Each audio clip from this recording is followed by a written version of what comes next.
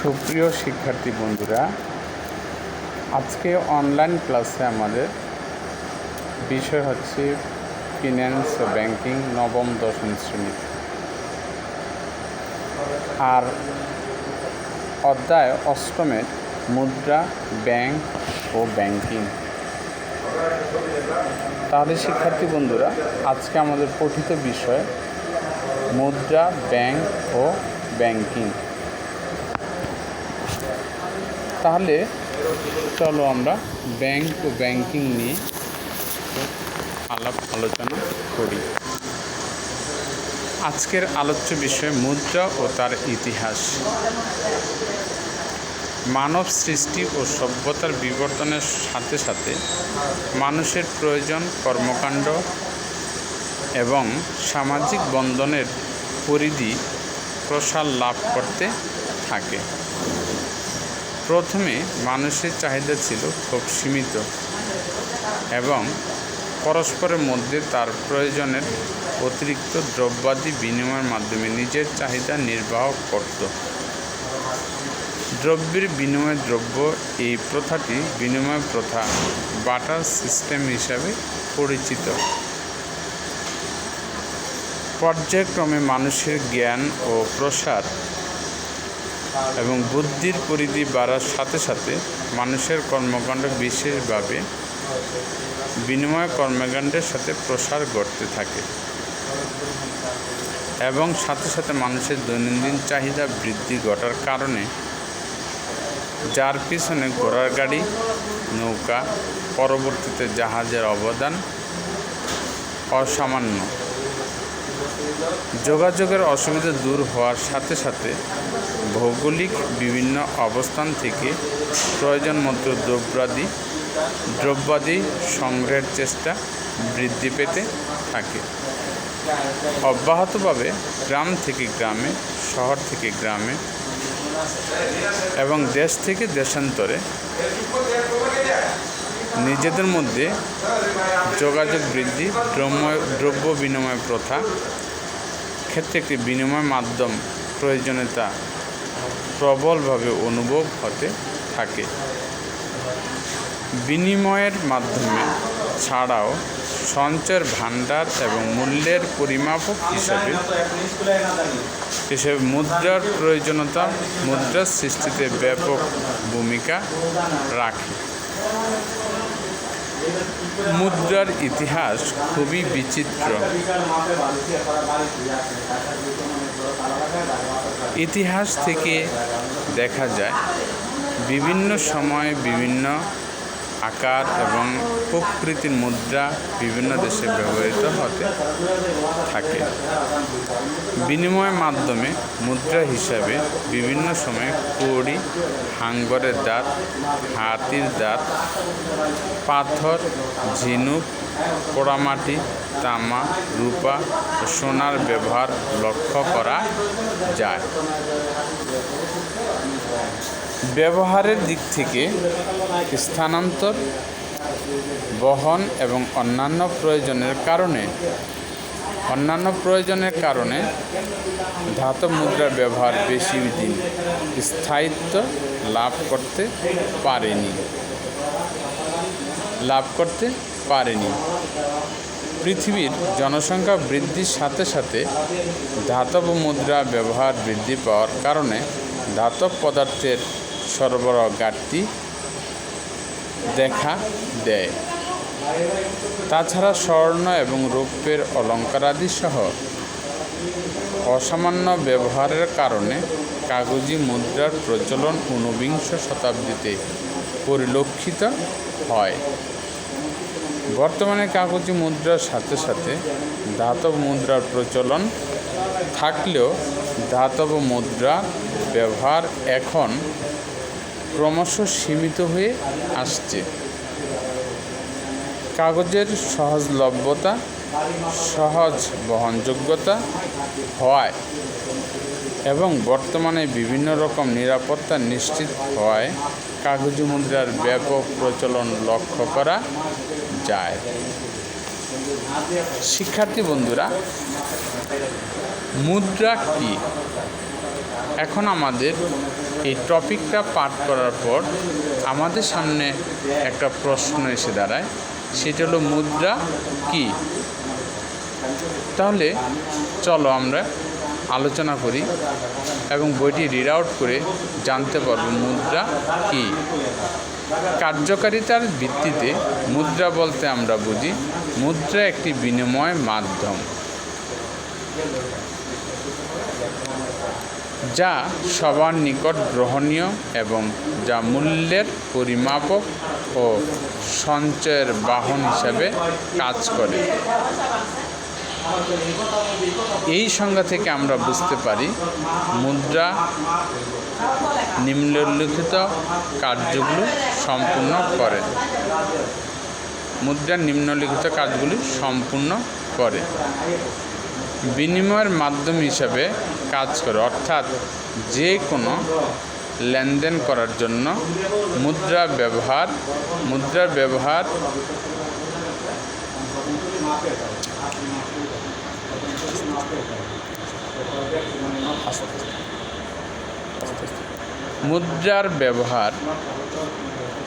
লেনদেন করার জন্য মুদ্রার ব্যবহার করা যায়।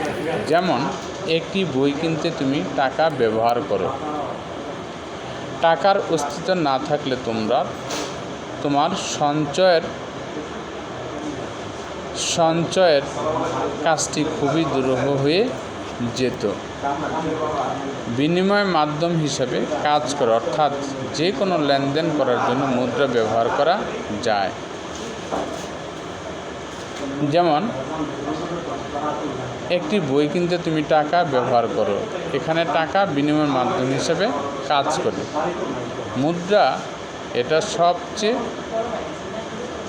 গুরুত্বপূর্ণ প্রধান কাজ, মুখ্য কাজ। মূল্যের পরিমাপক হিসেবে কাজ করে, অর্থাৎ যে কোনো অর্থনৈতিক পণ্য বা সেবার মূল্য কত এটা নির্ধারণ করা টাকার একটি অন্যতম কাজ। টাকার অস্তিত্ব আছে বলে আমরা খুব সহজে একজন শ্রমিকের দৈনিক মজুরি 100 টাকা বা 150 টাকা অথবা 200 টাকা নির্ধারণ করতে পারি। একটা বইয়ের মূল্য 200 টাকা নির্ধারণ করতে পারি। 1 কেজি চালের মূল্য 50 টাকা নির্ধারণ করতে পারি। এতে করে অর্থনৈতিক ক্রিয়াকলাপ সহজসাধ্য হয়ে পড়ে। তাহলে মুদ্রা কাকে বলে, মুদ্রার কাজ বা কার্যকারিতাগুলো তোমরা জানতে পারবে। সুপ্রিয় শিক্ষার্থী বন্ধুরা, এখন আমরা আলোচনা করব মুদ্রা এবং ব্যাংকের সম্পর্ক। মুদ্রা আর ব্যাংকের মধ্যে সম্পর্ক কী? সভ্যতার বিকাশের সাথে সাথে মানুষের সামাজিক বন্ধন ও অর্থনৈতিক কর্মকাণ্ড বৃদ্ধি পায়, যার ফলে মানুষের মধ্যে লেনদেন এবং বিনিময়ের কর্মকাণ্ড বৃদ্ধি পায়। মুদ্রা প্রচলনের পরপরই ব্যাংক ব্যবস্থার প্রয়োজনীয়তা দেখা দেয়, যার জন্য মুদ্রাকে ব্যাংক ব্যবস্থার জননীয় বলা হয়। ব্যাংক ব্যবস্থা বিবর্তনের সাথে সাথে আজ পর্যন্ত ব্যাংক মুদ্রাকেই তার ব্যবসার প্রধান উপাদান হিসেবে ব্যবহার করে আসছে। শিক্ষার্থী বন্ধুরা, তাহলে মুদ্রা এবং ব্যাংকের মধ্যে সম্পর্কটা তোমরা ধারণা করতে পারছো সম্পর্কটা সম্পর্কে।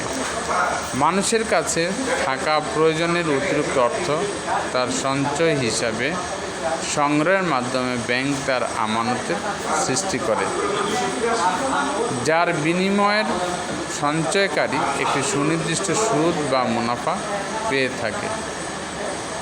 এই আমানত ঋণ গ্রহীতাকে ঋণ হিসাবে বর্ধিত সুদ প্রদানের মাধ্যমে ব্যাংক তার বাৎসরিক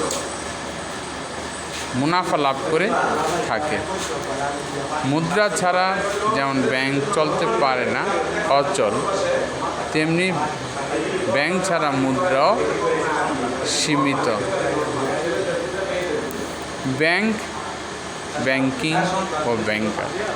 এখানে তিনটা শব্দ উল্লেখ করা হয়েছে: ব্যাংক, ব্যাংকিং, ব্যাংকার। তিনটা শব্দই ওতপ্রোতভাবে জড়িত, কিন্তু তাদের মধ্যে পার্থক্য রয়েছে। ব্যাংক, তাহলে আমরা আজকে ব্যাংক সম্পর্কে পরিষ্কার আইডিয়া নেব। ব্যাংক শব্দের উৎপত্তি সম্পর্কে সুনির্দিষ্ট ইতিহাস খুঁজে পাওয়া কঠিন। ব্যাংক শব্দটি আবিধানিক অর্থ কোনো বস্তু বিশেষের স্তূপ, কোষাগার, লম্বা টেবিল। শিক্ষার্থী বন্ধুরা, তাহলে তোমরা বুঝতে পারলা ব্যাংক মানেই হচ্ছে বস্তু বিশেষের স্তূপ। বস্তু বিশেষের স্তূপ মানে এখানে টাকা বা অর্থ সংক্রান্ত বিষয়কে বোঝানো হয়েছে। কোষাগার যেখানে মানুষের অতীব গুরুত্বপূর্ণ জীবন পরিচালনায় যার অবদান অসামান্য, সেই বস্তু সংরক্ষণাগারকে বোঝানো হয়েছে। লম্বা টেবিল হিসাবে এই শব্দে বিস্তৃত আছে। লম্বা টেবিল সেই ইটালির ভেনিস শহরে লম্বা টেবিলে বসে ব্যাংকিং কার্যক্রম পরিচালনা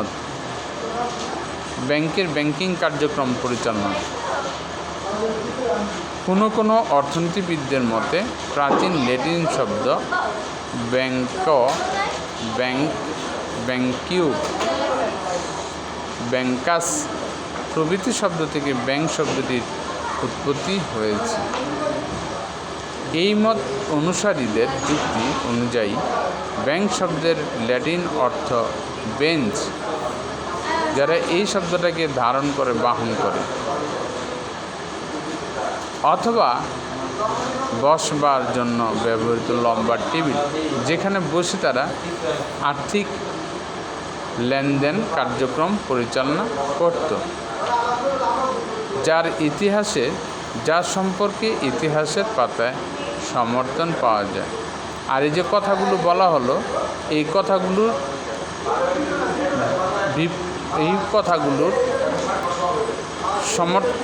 কথাগুলো পাওয়া যায় ইতিহাসের পাতায়, এই কথাগুলোর সমর্থন পাওয়া যায়। মধ্যযুগীয় অর্থনীতির ইতিহাসে দেখা যায়, ইতালির লম্বার্ডি স্ট্রিটে এক শ্রেণীর লোক একটি লম্বা টুল বা বেঞ্চে অর্থ জমা রাখত এবং অর্থ ধার দেওয়া ব্যবসা পরিচালনা করত। লম্বা টুলে তার অর্থ সংরক্ষণ করত, অর্থ ধার দিত, মুনাফা অর্জন করত, অর্থাৎ লেনদেন কার্যক্রম তারা পরিচালনা করত, যা ইউরোপ এবং ল্যাটিন আমেরিকায়ও একইভাবে পরিচালনা করা হতো। তার মানে ইউরোপ এবং ল্যাটিন আমেরিকায় এই কার্যক্রমটার কথাগুলোর সমর্থন পাওয়া যায়। সুপ্রিয় শিক্ষার্থী বন্ধুরা, তাহলে তোমরা বুঝলা যে লম্বা টুল এখানে আর্থিক লেনদেন কার্যক্রম পরিচালনা, মুনাফা অর্জনে ব্যবহৃত তাদের সমস্ত প্রকার অ্যাক্টিভিটিস যেখানে পরিচালনা করা হতো, সে অর্থে লম্বা টুলটা ব্যবহার করা হয়েছে। তাই ব্যাংক শব্দটির ল্যাটিন উৎপত্তির পেছনে বেশি সমর্থন পাওয়া যায় বা দেখা যায়। ব্যাংকের সংজ্ঞা বলতে গেলে আমরা বলতে পারি এটি একটি আর্থিক প্রতিষ্ঠান। ব্যাংকের সংজ্ঞা ক্ষেত্রে যদি আমরা আলোচনা করি, সংজ্ঞা দেওয়ার ক্ষেত্রে যদি আলোচনা করি, সেক্ষেত্রে বলতে হবে ব্যাংক একটি আর্থিক প্রতিষ্ঠান যা জনগণের কাছ থেকে সুদের বিনিময়ে আমানত সংগ্রহ করে এবং মুনাফা অর্জনের নিমিত্তে বিনিয়োগ করে এবং চাহিদা মাত্র অথবা সুনির্দিষ্ট সময়ান্তে সঞ্চয়কারীর কাছে অর্থ ফেরত দিতে বাধ্য থাকবে। অর্থাৎ টাকাটা কোনোভাবেই খোয়া যাবে না। মেয়াদপূর্তি এবং যথাযথ নিয়মে টাকা সঞ্চয়কারীর কাছে বা তার প্রকৃত মালিকের কাছে ফেরত দেওয়া হবে। তাহলে সুপ্রিয় শিক্ষার্থী বন্ধুরা, ব্যাংক কাকে বলে তোমরা সে সম্পর্কে পরিষ্কার ধারণা লাভ করলাম। এখন আমরা ব্যাংকিং বিষয়ে আলোচনা করব। অক্সফোর্ড ডিকশনারির মতে ব্যাংক হচ্ছে অর্থ জমা, তোলা এবং ঋণ দেওয়ার একটি নিরাপদ প্রতিষ্ঠান। ব্যাংকিং শব্দটি ব্যাংকের কার্যাবলীর একটি বিস্তৃত বা ধারণা, অর্থাৎ ব্যাংকের সকল আইনসঙ্গত কার্যাবলী ব্যাংকিং হিসাবে পরিচিত। ব্যাংকের প্রধান কার্যাবলী যা ব্যাংকিং হিসাবে পরিচিত নিম্নে তা আলোচনা করা হলো। জনগণ থেকে অর্থ সংগ্রহ বা আমানত, যাদের আয় ব্যয় থেকে বেশি তারা দেশের সঞ্চয়কারী। ব্যাংক তাদের কাছ থেকে বিভিন্ন মেয়াদে আমানত গ্রহণ করে। 2. ঋণ দান, যে কোনো ব্যবসায় প্রতিষ্ঠানের প্রয়োজনীয় তহবিলের তুলনায় মালিকদের উদ্যোক্তাদের সরবরাহকৃত তহবিলের পরিমাণ কম হলে ব্যাংক ঋণ দিয়ে থাকে। ব্যাংক ঋণ নিয়ে এদের সাময়িক ঘাটতি পূরণ করে থাকে। 3. বাট্টাকরণ ও বিনিময় বিলের স্বীকৃতি, ব্যাংকের আরেকটি কাজ হল প্রাপ্য বিল বাট্টাকরণ এবং দেয় বিলের স্বীকৃতি প্রদান, অর্থাৎ বাট্টার মাধ্যমে টাকায় পরিণত করা, তার পেপারসগুলোকে আর স্বীকৃতি বিলে সম্মতি জ্ঞাপন করা। 4. বৈদেশিক বাণিজ্যে অর্থায়ন ও প্রত্যয়ন, বৈদেশিক বাণিজ্যে অর্থায়ন এবং প্রত্যয়ন আমদানিকারক রপ্তানিকারকদের দেশি মুদ্রা থেকে বৈদেশিক মুদ্রা থেকে দেশি মুদ্রায় রূপান্তর করা প্রয়োজন, যা ব্যাংকগুলোর অন্যতম কাজ। আবার প্রত্যয়নপত্র বা লেটার অফ ক্রেডিট এলসি এর মাধ্যমে ব্যাংক বৈদেশিক বাণিজ্যে রপ্তানিকারককে আমদানিকারকের পক্ষ থেকে অগ্রিম অর্থ প্রদানের ব্যবস্থা করে। আমদানিকারকের পক্ষে এ সংক্রান্ত বিনিময় বিলে প্রত্যয়ন করাও ব্যাংকের একটি কাজ। 5 নম্বর হচ্ছে অর্থ সংস্থান বা অর্থ স্থানান্তর। একটি শহর থেকে আরেকটি শহরে বিশেষত দুটি ভিন্ন দেশে ভিন্ন মুদ্রা থাকায় কারণে অর্থ স্থানান্তর বেশ কঠিন। ব্যাংক এই কাজটি সহজে সমাধান করতে পারে, সামান্য খরচে এই কাজটি সমাধান করে। মূল্যবান দলিল বা বস্তু নিরাপত্তার সাথে সংরক্ষণের ব্যবস্থা, মূল্যবান সামগ্রী যেমন সোনার গহনা নিজের কাছে রাখা বেশি ঝুঁকিপূর্ণ, কারণ চুরি ডাকাতি হতে পারে। একইভাবে মূল্যবান দলিল সার্টিফিকেট নিজের কাছে রাখলে নানাভাবে নষ্ট হয়ে যেতে পারে। এসব মূল্যবান সামগ্রী ও দলিলাদি ব্যাংক নিরাপদে সংরক্ষণ করে। সম্পদ ব্যবস্থাপনা ও অর্থ বিষয়ক উপদেশ দেয়া, মক্কেলদের অনুরোধে বিভিন্ন প্রকার ব্যবসায়িক পরামর্শ দেওয়া এবং তাদের সম্পদ ব্যবস্থাপনা করা, যেমন বাড়ি ভাড়া আদায় করা ও ব্যাংকের কাজ করা ইত্যাদি।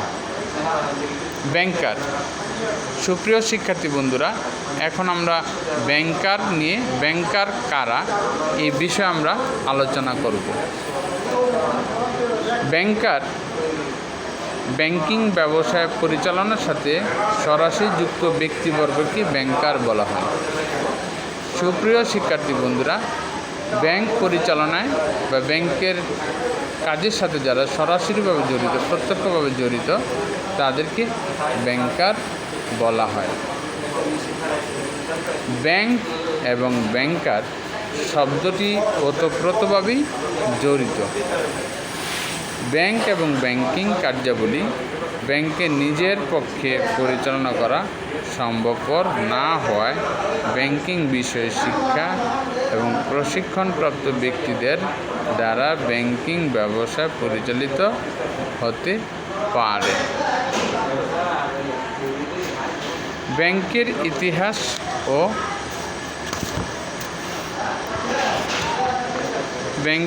ইতিহাস ও ক্রমবিকাশ। পৃথিবীর সৃষ্টি থেকে মানুষ তার অতিরিক্ত আহরিত এবং উৎপাদিত পণ্য সাথে সাথে বিনিময়ের মাধ্যম নিজের প্রয়োজন নির্বাহ করত। দ্রব্যের বিনিময়ে দ্রব্যের এই বিনিময় প্রথা বহুদিন প্রচলিত ছিল। বর্তমান ব্যবস্থায় বিনিময় প্রথা বাটার সিস্টেম স্বল্প পরিসরে প্রচলিত আছে। মুদ্রা আবিষ্কারের পর ব্যবসা বাণিজ্য, লেনদেন এবং মুদ্রার নিরাপত্তা নিশ্চিত করার প্রয়োজনীয়তা থেকে ব্যাংক ব্যবস্থার সৃষ্টি হয় বলে জানা গেছে। খ্রিস্টপূর্ব 5000 বছর আগে প্রথম ব্যাংক ব্যবস্থার ইতিহাস স্থান করে নেয়। পরবর্তীকালে ব্যাবিলনীয় সভ্যতা, রোমান সভ্যতা, চৈনিক সভ্যতা, গ্রিক সভ্যতা ব্যাংকিং ব্যবসায়কে উত্তরোত্তর উন্নতি সাধনে খ্রিস্টপূর্ব 400 সাল পর্যন্ত অবদান রাখে। ভারত অঞ্চলে প্রথম আধুনিক ব্যাংক হিসেবে দি হিন্দুস্তান ব্যাংক প্রতিষ্ঠা হয় 1700 সালে। পরে 1935 সালে ভারতের সকল ব্যাংকে প্রধান হিসেবে রিজার্ভ ব্যাংক অফ ইন্ডিয়া প্রতিষ্ঠিত হয়। ভারত বিভক্তির পর পাকিস্তান আমলে 1948 সালে পাকিস্তানের কেন্দ্রীয় bank state bank of Pakistan প্রতিষ্ঠা লাভ করে। পূর্ব এবং পশ্চিম পাকিস্তান ব্যাংকিং ব্যবসার প্রসারে এবং ব্যবসা বাণিজ্যের প্রতিষ্ঠানের প্রসারে নেতৃত্ব দান করে আসছে। স্বাধীনতা যুদ্ধের মাধ্যমে বাংলাদেশের উৎপত্তির সাথে সাথে 1972 সালের 26শে মার্চ কেন্দ্রীয় ব্যাংক হিসাবে বাংলাদেশ ব্যাংক রাষ্ট্রপতির অধ্যাদেশ প্রতিষ্ঠিত, যা 16 ডিসেম্বর 1971 সালে কার্যকর হয়। মহান মুক্তিযুদ্ধের পরবর্তী সময়ে বাংলাদেশে 12টি ব্যাংকের 1090টি শাখা কর্মরত ছিল, কিন্তু ইস্টার্ন ব্যাংকিং কর্পোরেশন এবং ইস্টার্ন মার্কেন্টাইল ব্যাংক লিমিটেডের মালিক ছাড়া অন্যান্য ব্যাংকের মালিকগণও অবাঙালি হওয়ায় তাদের প্রধান অফিস পশ্চিম পাকিস্তান অবস্থিত হয়। বাংলাদেশের ব্যাংকিং ব্যবসায় মুক্তিযুদ্ধের পর প্রচণ্ড সংকটে নিপতিত হয়। কেন্দ্রীয় ব্যাংক হিসাবে বাংলাদেশ ব্যাংক মুদ্রার প্রচলন। সুপ্রিয় শিক্ষার্থী বন্ধুরা, পৃথিবীর প্রায় প্রতিটি স্বাধীন দেশেই একটি কেন্দ্রীয় ব্যাংক থাকে। কেন্দ্রীয় ব্যাংক একটা দেশের অর্থনীতির মূল চালিকা শক্তি। অর্থনৈতিক কর্মকাণ্ড শিরা উপশিরার রক্ত যেমন প্রবাহিত হয়, অর্থনৈতিক কর্মকাণ্ড সারা দেশে ব্যাপকভাবে প্রচলন ঘটানোর জন্য, কর্মসৃজনের জন্য মানুষকে অর্থনৈতিক কর্মকাণ্ডে নিয়োজিত করার জন্য কেন্দ্রীয় ব্যাংক নানা ধরনের আইন কানুন, অর্থের সরবরাহ এবং মানুষের জীবন মান, ব্যবসা বাণিজ্যের জন্য কেন্দ্রীয় ব্যাংক ভূমিকা পালন করে।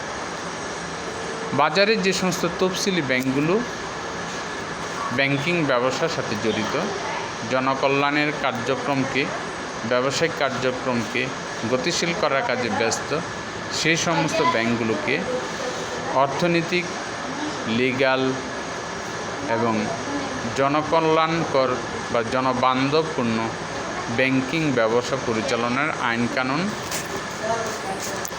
প্রোভাইড করার কাজে কেন্দ্রীয় ব্যাংক জড়িত। কেন্দ্রীয় ব্যাংক সরকারের একটি ব্যাংক, যেটি সরকারের অর্থনৈতিক কর্মকাণ্ডকে গতিশীল, সমাজ কল্যাণমূলক কাজগুলোকে গতিশীল করার জন্য সবসময় সরকারকে সহযোগিতা করে থাকে। এছাড়াও সরকারের সমস্ত প্রকার প্রোগ্রামগুলো, কর্মসূচিগুলো, অর্থনৈতিক কর্মসূচিগুলো অ্যাকাউন্টেবিলিটির সাথে সম্পন্ন হওয়ার জন্য কেন্দ্রীয় ব্যাংক সেখানে সরাসরি তার কন্ট্রিবিউশন রাখে। তাহলে বন্ধুরা, তোমরা কেন্দ্রীয় ব্যাংকের কাজগুলো সম্পর্কে ধারণা লাভ করলা। এখন আমরা কেন্দ্রীয় ব্যাংকের আরও কার্যক্রমগুলো আমাদের পাঠ্য বইয়ের আলোকে আমরা আলোচনা করব।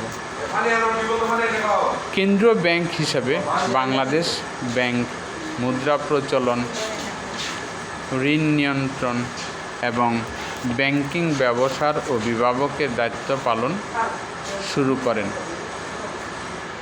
এবং ব্যাংকের জাতীয়করণ করেন, যার কারণে নিম্নলিখিত 6টি নতুন রাষ্ট্রায়ত্ত ব্যাংক জন্ম লাভ করে। এগুলো হলো সোনালী ব্যাংক, অগ্রণী ব্যাংক, জনতা ব্যাংক, রূপালী ব্যাংক, পূবালী ব্যাংক ও উত্তরা ব্যাংক। এই 6টি ব্যাংক হলো সরকারের নিয়ন্ত্রণাধীন রাষ্ট্রায়ত্ত ব্যাংক। পরে এদের মধ্যে শুধু সোনালী ও অগ্রণী ব্যাংক ছাড়া সবগুলি ক্রমশ বিরাষ্ট্রীয়করণ করা হয়।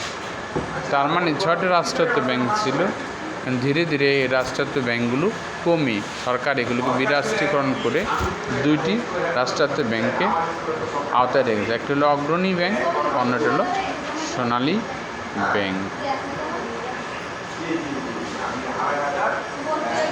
70-এর দশকেই অনুধাবন করা যায় যে রাষ্ট্রীয় ব্যাংকগুলো কাঙ্ক্ষিত ভূমিকা রাখতে পারছে না। 80-র দশকে শুরু হয় বিরাষ্ট্রীয়করণ প্রক্রিয়া। 80-র দশকের পরেই 90-র দশকে পরবর্তীতে বেসরকারি খাতে আরও কিছু নতুন ব্যাংক প্রতিষ্ঠার অনুমতি দেওয়া হয়। বর্তমানে বাংলাদেশে 4টি সরকারি, 4টি বিশেষায়িত এবং 30টির অধিক বেসরকারি ব্যাংক কার্যকর রয়েছে। সুপ্রিয় শিক্ষার্থী বন্ধুরা, তাহলে তোমরা কেন্দ্রীয় ব্যাংকের কার্যক্রমগুলো তোমরা আমাদের পাঠ্য বইয়ের আলোকেও জানতে পারলে কেন্দ্রীয় ব্যাংকের কাজ। কেন্দ্রীয় ব্যাংক অর্থ নিয়ে সুদে অর্থ ধার দেয় না, সুদের অর্থ ধার নেয় না। কেন্দ্রীয় ব্যাংকের কাজ হলো সকল ব্যাংকগুলোকে, তফসিলি ব্যাংকগুলোকে সঠিকভাবে এবং জনবান্ধব, জনকল্যাণমূলকভাবে জনগণের সাথে জনকল্যাণে পরিচালনা করার জন্য বিভিন্ন আইন কানুন প্রণয়ন করে থাকে, তদারকি করে থাকে এবং ব্যাংক ব্যবসাকে গতিশীল এবং জনকল্যাণমূলক করার জন্য তদারকি করে। সুতরাং ব্যাংকিং ব্যবসা মানুষের কল্যাণকর অবদান জনবান্ধবভাবে এটি কেন্দ্রীয় ব্যাংক প্রত্যাশা করে এবং সেইভাবে তারা তাদের কার্যক্রম পরিচালনা করে। সুপ্রিয় শিক্ষার্থী বন্ধুরা, আজকে আমরা ব্যাংক, ব্যাংকার, ব্যাংকিং, মুদ্রা নিয়ে আলোচনা করলাম। তাহলে তোমরা আশা করি এ বিষয়ে একটি পরিষ্কার ধারণা পেয়েছ। আগামী ক্লাসে আমরা এই বিষয়ে আরও বিস্তারিত আলোচনা করব এবং সৃজনশীল প্রশ্ন নিয়েও আলোচনা করব। সে পর্যন্ত সবাই সুস্থ থাকো, ভালো থাকো। আল্লাহ তাআলা তোমাদের সুস্থ রাখুন, আমিন। সবাইকে ধন্যবাদ জানিয়ে এখানেই বিদায় নিচ্ছি। আল্লাহ হাফিজ।